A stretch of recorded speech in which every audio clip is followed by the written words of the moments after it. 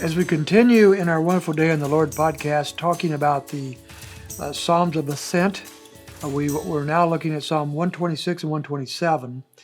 And yesterday we talked about the fact that the Lord would protect his pilgrims as they're traveling up to Jerusalem. If the enemy decides to swoop down upon them, the Lord is their protection, and they can trust in the Lord to do good to those who are good and to deal justly with those who need to be dealt with. But 126 takes a little bit different turn. What happens when people are actually under attack and things don't go well? And that's true, of course, of God's people throughout the ages. Everything doesn't always turn out idyllic. And so we have a group of the saints who are in captivity. So let's see what it says. Well, verse 1. When the Lord brought back the captives ones of Zion, we were like those who dream. Then our mouth was filled with laughter and our tongue with joyful shouting.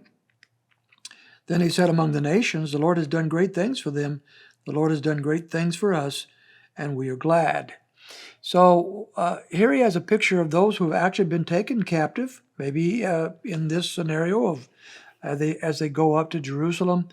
Some of them have been attacked and taken captive. Maybe this has a fuller picture of when some of at certain times Israel has gone into exile. But he says that when the Lord brought them back, they were like those who dream. They were filled with joy, and they were filled with laughter, and they were so thankful for what the Lord had done. And then we go down to verses 4 to 6, which is often interpreted out of context. Let's take a look. Verse 4, restore our captivity, O Lord, as the streams in the south. So he wants restoration. And then he calls on the people to do something. He says, those who sow in tears shall reap with joyful shouting. And he who goes to and fro weeping, carrying his bag of seed, shall indeed come again with a shout of joy, bringing his sheaves with him. I have heard this taught over the years as a passage of Scripture dealing with witnessing or missionary work, that type of thing. If we go out with tears, sowing the seed of the gospel, then we can expect eventually to have a harvest from the sowing of those seeds.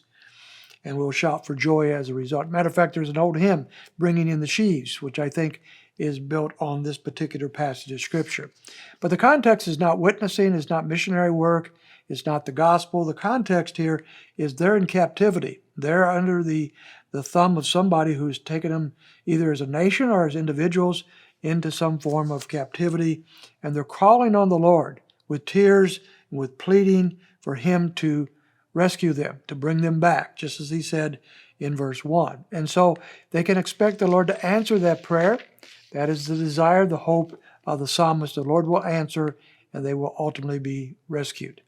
We come to Psalm 127, which probably is the best known, or at least one of the best known of the Psalms of Ascent. It's a wonderful psalm that is in two parts, really. In verse 1, it says, unless the Lord builds the house, they labor in vain who build it. Unless the Lord guards the city, the watchman keeps watch awake in vain. It is vain for you to rise up early, to retire late, to eat the bread of painful labors, he who gives to his beloved even in his sleep. As he said, what he's talking about here is not apathy. He's not saying you sit back and do nothing and God does it all for you. That is not a biblical teaching at all. But he is saying here, look, unless the Lord builds a house, all of our efforts are in vain. We can get up early, we can go to bed late, we can work ourselves to we're totally frantic and full of tension, but if the Lord is not in it, then nothing goes forward. He gives to his beloved in their sleep.